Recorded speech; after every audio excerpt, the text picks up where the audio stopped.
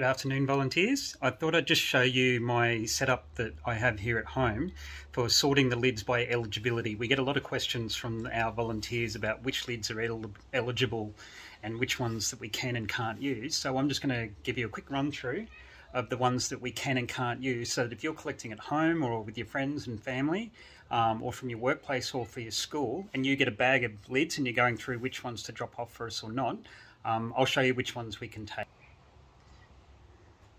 Okay, here we go. So what we do when we get a bag of lids, we empty it out so that we can see them all. And the lids that we can take are very simple. There's only three types of lids that we can use. We can use milk lids, we can use water bottle lids, and we can use soft drink bottle lids. They're the only three. So milk, water and soft drink lids. All of the lids that we can't use, that we take out and put in all of these other buckets here, primarily the ones that we take out first are all the pop top lids. We can't use these because the lid, the base and the little bit that pops up inside it are all three different types of plastic. The other most important thing that we need all of our volunteers to do is take these milk inserts out of the milk lids. We can't use them with this in there. They can't be shredded.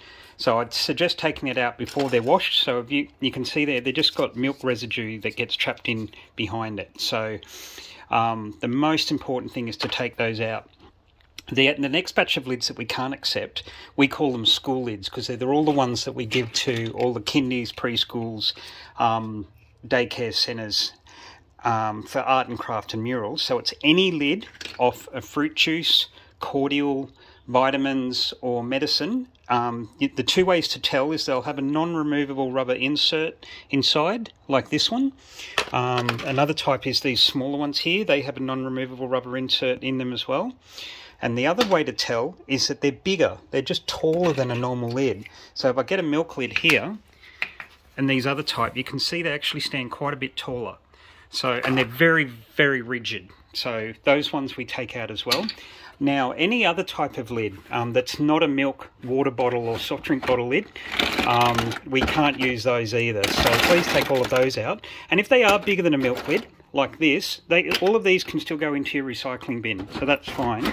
All of these little ones, like the little fiddly caps and toothpaste lids and other little rings and things that we get, the ends off asthma puffers, a whole bunch of myriad pen lids, all of this sort of smaller plastic, what we do is we get a milk bottle and we put it all down the mouth of the milk bottle and seal it and then put that in the recycling as one big lot. So that's basically all the eligibility sorting. All the other sort of lids that we can't take and that we don't send off to somewhere else, like these cool ones here, these are off Squeezy Pouch yogurt lids. In the ACT, we still do take those, so we keep those for murals. We also keep the milk seals that we take off that are clean, because we reuse for them for the labels of every single container that we've got. So the other things we take are Squeezy Pouch yogurt lids, and again, this is just the ACT. So beer bottle tops, all of these steel lids, Squeezy Pouch yogurt lids, corks, of course bread tags, we've been taking those since the very start. I haven't actually got any at the moment, I've already given these all off, but all the blister packs from your medicine we can take, batteries, and also metal lids. So all of these aluminium lids off your wine caps, as well as the stubby lids that I showed you before. Here's some blister packs here. So all aluminium. So when you hear lids for kids, it isn't just every single type of lid that we take. Please remember it is just those three: water bottles, soft drink bottles and milk bottle lids. Most important thing is, before you wash them, take these milk seals out. And if you're getting a collection like we do, look, this is how they come in.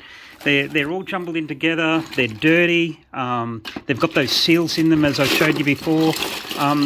We really can't accept them like this, unfortunately. So what we really need all of our volunteers to do is to go through this box that you have, or the bag that you're getting from all of your volunteers, and just sort out and do this eligibility sorting that we've done, and then that makes our job a whole bunch easier.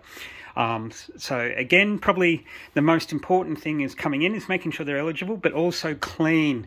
Please clean the lids, guys, and if you can make sure they're dry before you put them in a bag, that makes sure that mould doesn't build up in between the time that you send them off and we get them. The next step of the process, so this is step one. Step two is colour sorting. So we use all of these tubs that we get here from Boost Juice to separate them all into the colours, and you've probably seen a couple of other videos just about polymer sorting, which is when we sort them via their code. after this. But you can see all of these lids have been washed and dried. They're all eligible, and then that makes it easier for us to process at the workshop.